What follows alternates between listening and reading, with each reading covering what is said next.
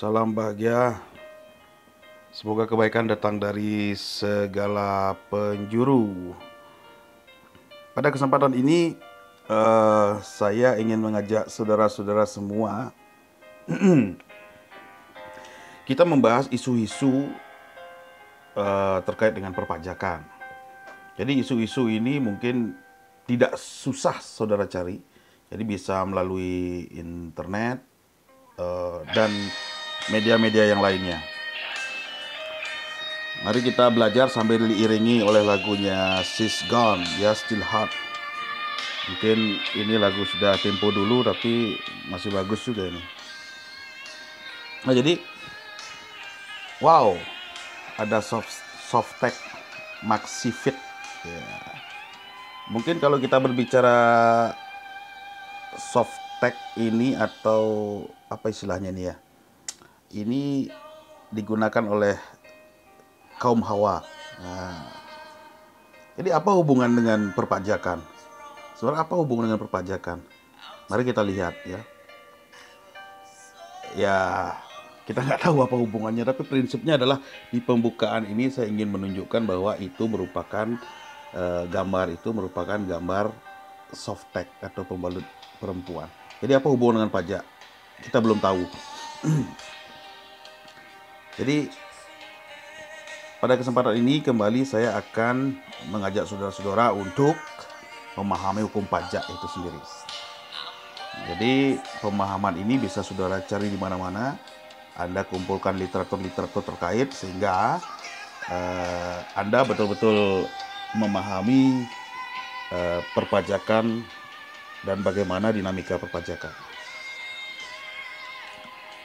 Jadi ada mungkin di pertemuan terdahulu saya memberikan pandangan atau memberikan istilah wajib pajak kepada saudara-saudara. Nah, kemudian dalam beberapa pemberitaan, contoh di Tempo,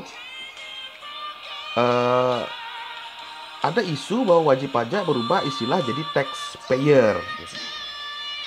Jadi menurut pemberitaan di tempo.co Jakarta, Kementerian Keuangan ingin mengusulkan agar istilah wajib pajak diubah menjadi pembayar pajak atau taxpayer dalam usul revisi Undang-Undang Ketentuan Umum dan Tata Cara Perpajakan. Jadi ini sebenarnya berita lama ya, tapi prinsipnya adalah pernah ada isu seperti ini. Jadi menurut Menteri Keuangan Bambang Brojonegoro ya, istilah wajib pajak yang sudah diterapkan sejak lama tersebut terkesan hanya mewajibkan masyarakat untuk membayar pajak tanpa bisa mendapatkan pelayanan terbaik gitu. Jadi ini persoalan konsep ya, ini persoalan istilah gitu ya. Dan ingat satu hal sebagai misal saudara-saudara yang di bidang ilmu hukum khususnya, kalian harus betul-betul memahami konsep. Misal kalau kita bicara wajib pajak, kira-kira kalau kita berbicara wajib pajak itu di dalamnya ada banyak konsep. Pertama, kalau bicara wajib pajak pasti ada konsep objek pajak dan subjek pajak. Objek plus subjek menjadi wajib pajak gitu. Jadi ketika sudah terpenuhi objeknya dan terpenuhi subjeknya, jadilah dia wajib pajak. Nah ini yang saudara-saudara harus pahami. Nah kemudian, konsumsi rokok meningkat pesat, pajak Jawa Barat naik 2,3 triliun. Nah, ini mungkin sering kali di masyarakat, bahkan di kampus sendiri mungkin ada larangan merokok gitu ya. Bahkan ada juga gerakan-gerakan untuk anti tembakau. Tapi ini kenyataannya bahwa seperti contoh di sini, pajak rokok yang diterima Provinsi Jawa Barat pada 2015 diprediksi mengalami kenaikan cukup signifikan dibanding pada 2014.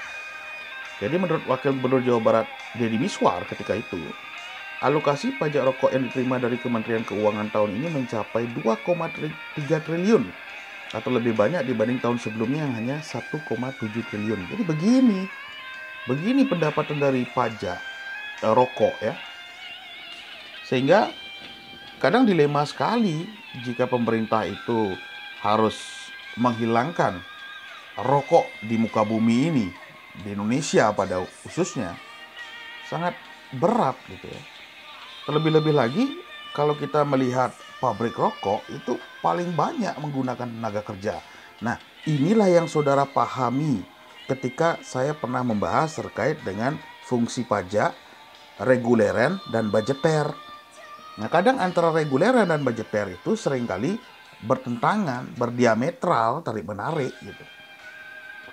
Di satu sisi, kalau dia dikurangi, pajak berkurang, pendapatan daerah pun atau pendapatan pun menjadi berkurang. Nah, itu tuh problemnya. Nah, mungkin tidak asing nih kalau kawan-kawan perempuan mendengar istilah Louis Vuitton. Bahasa, kalau nggak salah, teman Prancis saya mengejanya atau menyebutnya dengan Louis Vuitton, Louis Vuitton atau Hermes dan Hermes ya, bebas pajak barang mewah. Coba bayangkan, Louis Vuitton dan Hermes itu merupakan salah satu produk yang harganya wow, dahsyat ya. Cuman persoalannya kenapa tas Louis Vuitton dan Hermes itu bebas pajak barang mewah pada isu ini ya. Kita nggak tahu sih yang sekarang, tapi per 11 Juni 2015 ada isu seperti ini. Ya, saya nggak tahu ini sekarang ini, nanti coba saudara-saudara perhatikan lagi, kira-kira apakah Louis Vuitton dan Hermes itu dibebaskan pajak barang mewahnya. Jadi diperhatikan. Sebenarnya problemnya di mana sih? Kenapa harus dibebaskan? Jadi, menurut Tempo.co Jakarta, Kementerian Keuangan menghapus pemberlakuan pajak penjualan barang mewah (PPNBM) ya. Pajak penjualan barang mewah untuk beberapa jenis barang termasuk tas Louis Vuitton dan Hermes yang menjadi favorit para selebriti. Mungkin saudara sering menyaksikan berita selebriti ya. Mereka memamerkan ruangan mereka, kemudian di ruangannya itu ada begitu banyak ada begitu banyak alat-alat barang-barang mewah seperti tas Louis Vuitton. Jadi Menteri Keuangan Bambang Brojonegoro mengatakan hal ini dilakukan karena sebagian besar barang yang dulu dianggap mewah telah dikonsumsi secara luas. Jadi udah banyak yang menggunakan. Selain itu biaya mengumpulkan PPNBM barang-barang tersebut terlalu mahal. Ya. Jadi justru biaya untuk mengumpulkan pajak-pajaknya ini yang mahal. Pajaknya sudah mahal, negara sebagai fiskus itu mengumpulkannya juga mahal. Jadi biaya mengawasi dan mengumpulkannya lebih tinggi daripada penerimaannya. Jadi mubazir gitu. Nah, itu ada asasnya itu. Ya. Jadi kebijakan ini Bambang menjelaskan diharapkan dapat meningkatkan kepatuhan pembiayaan pajak dan konsumsi dalam negeri. Menurut dia, selama ini masyarakat memilih membeli tas merek tertentu di luar negeri karena lebih murah dan tidak terkena pajak. Dengan penghapusan PPNBM, masyarakat akan lebih leluasa berbelanja di dalam negeri. Sebaliknya, untuk menekan peningkatan angka impor barang yang tak lagi dikenai PPNBM, pemerintah menaikkan tarif pajak penghasilan (PPh) melalui pasal 22 atas impor barang tertentu yang bebas PPNBM. Tarif PPh dalam pasal 22 yang semula 7,5% ditingkatkan menjadi 10%. Jadi begitu ya saudara-saudara. Jadi negara ini pun menggunakan pajak itu untuk mengatur tingkah laku masyarakat yang awalnya mungkin lebih suka barang impor, akhirnya lebih menyukai produk dalam negeri. Ini semua ini adalah peran dari negara untuk memajukan perekonomian nasional. Jadi begitu peran dari perpajakan. Jadi tidak sekedar kita harus membayar pajak, kemudian kita harus protes ketika pajak itu meninggi dan lain sebagainya. Jadi banyak pertimbangan-pertimbangan. Nah, ini hubungannya tadi ketika saya mengeluarkan gambar pembalut di depan tadi. Jadi kalian pasti berpikir ini apa-apaan ini Pak SKR mengeluarkan gambar gambar pembalut. Jadi sebenarnya hubungannya ini saudara-saudara. Jadi dalam pemberitaan, warga Australia minta pajak pembalut wanita dihapus. Jadi dalam Tempo.co di Canberra ini ya, seorang bendahara asal Australia, Joe Hockey, telah meminta pemerintah Australia untuk menghapus pajak konsumsi pada pembalut dan produk sanitasi lain. Awal bulan ini sebuah petisi online yang meminta pemerintah untuk menghentikan pajak bagi alat-alat perlengkapan tubuh bahkan berhasil mengumpulkan sekitar 90.000 tanda tangan. Jadi, tidak seperti produk kondom dan tabir surya. Nah, kondom tahu kan ya? Tabir surya tahu kan ya? Ya. Jadi saya tidak perlu jelaskan. Jadi intinya tidak seperti produk kondom dan tabir surya. Pembalut di Australia dikenai pajak barang dan jasa (GST) istilah dia ya, sebesar 10%. Nah, jadi dikatakan di sana bahwa pemerintah akan dilobi untuk membebaskan barang-barang tersebut dari pajak.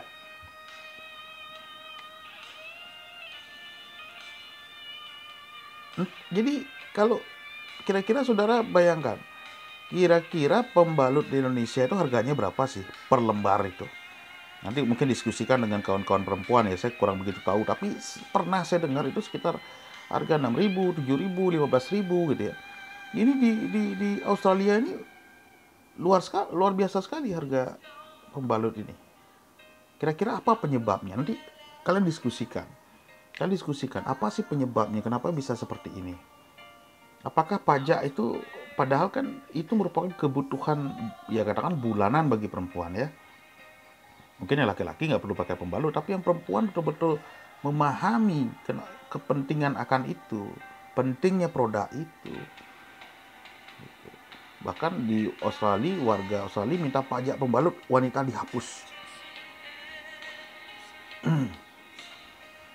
Jadi ada mahasiswa di Sydney, Subeta Vimala Rajah itu yang namanya, memulai petisi online menyerukan untuk mengakhiri pajak pada barang-barang perlengkapan bagi tubuh. Petisi ini mempertanyakan validitas pajak dari barang yang para wanita belanjakan setiap pekan. Tetapi pemerintah menganggap tidak cukup perlu dibebaskan dari pajak itu. Di sisi lain, kondom, pelumas, dan tabir surya semuanya bebas dari pajak karena mereka digolongkan sebagai barang kesehatan yang penting. Kata petisi, namun apakah kesehatan reproduksi dan kebersihan dari 10 juta warga Australia juga penting? Nah, ini juga jadi problem ya. Nah, justru di sana itu kondom, pelumas, tabir surya itu justru dibebaskan dari pajak. Nah, ini bisa jadi perdebatan kalian. Tapi harapan saya adalah mari saudara rundingkan. Ini akan saya bahas terus menerus nih. Kita nggak pernah tahu ya, suatu saat kalian itu adalah para pengambil kebijakan-kebijakan di Indonesia ini. Jadi dari contoh-contoh di sini ini, saudara bisa melihat ternyata untuk memahami sesuatu gejala sosial itu tidak bisa hanya dari satu perspektif, tapi dari berbagai atau banyak perspektif. Misalnya contoh, mungkin tidak asing kalau kita lihat budaya di Indonesia itu masih sangat kurang kesadaran terhadap membuang sampah yang baik dan benar gitu. Tidak jarang juga kita lihat pembalut itu berserakan di jalan raya, bahkan kalau yang di daerahnya ada banyak anjing, kadang ditarik-tarik sama anjing gitu ya. Jadi betul-betul merusak estetika di jalan raya, misalnya ada popok, kemudian ada bekas pembalut gitu ya. Nah ini juga menjadi problem. Mungkin hal seperti itu yang terjadi di Australia, saya tidak tahu, tapi prinsipnya adalah kenapa ada kebijakan-kebijakan ini pasti ada dasar-dasarnya atau ada alasan-alasan tertentu. Nah, ini lagi. Nunggak pajak, 6 wajib pajak ini disandera. Apa hubungannya pajak dengan disandera ya? Nah, ini coba kita lihat. Sepanjang kuartal 1 2015, Direktorat Jenderal Pajak telah menyandera Gizling. Nah, 5 wajib pajak. Saudara-saudara, nah di sini lagi harus saudara catat istilah Gizling. Gizling itu adalah penyanderaan, ya, penyanderaan badan gitu ya.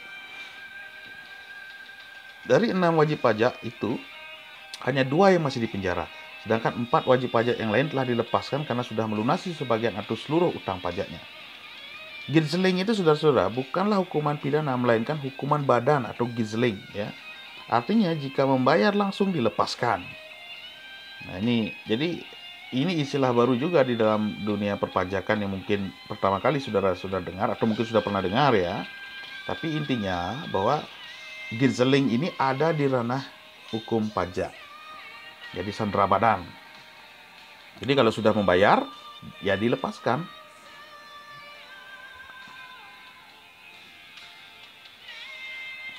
Jadi banyak sekali istilah-istilah dalam pajak yang dapat saudara-saudara pahami, dan harapan saya adalah saudara-saudara tidak henti-hentinya jika ingin mendalami perpajakan lebih jauh gitu ya, dari sisi hukum gitu ya, mencari berita-berita terkait dengan perpajakan. Nah, isu-isu itu tentu juga menjadi hal yang sangat penting. Jika kalian misalnya membuat suatu karya tulis atau kalian membuat suatu penelitian akhir gitu ya, itu menjadi suatu hal yang sangat penting untuk kalian pahami, dan itu akan lebih menambah wawasan saudara-saudara mengenai perpajakan.